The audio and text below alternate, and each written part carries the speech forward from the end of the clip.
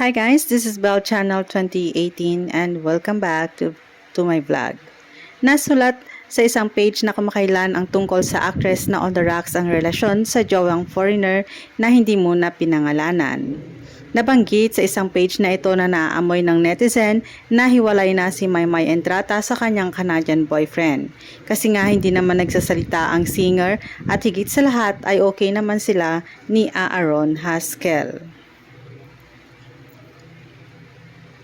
Busy kasi ang dalawa at para mag-workout ang relasyon ni na Maymay at Aaron ay kailangang mag-stay ng una sa Canada na ginawa naman niya for a while. Pero hindi naman siya pwedeng doon na siya for life dahil nandito ang trabaho niya bilang isang singer-actress. Ilang beses nang nasulat ng patanong kung hiwalay na si Maymay at Aaron.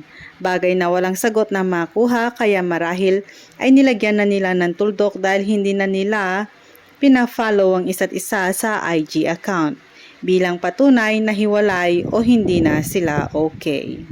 Alam naman sa showbiz na kapag nag-unfollow na ang isa't isa sa social media accounts ay wala na ang relasyon.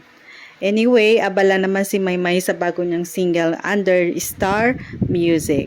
Waiting din ang lahat sa kanyang official statement tungkol sa kanyang boyfriend na Canadian.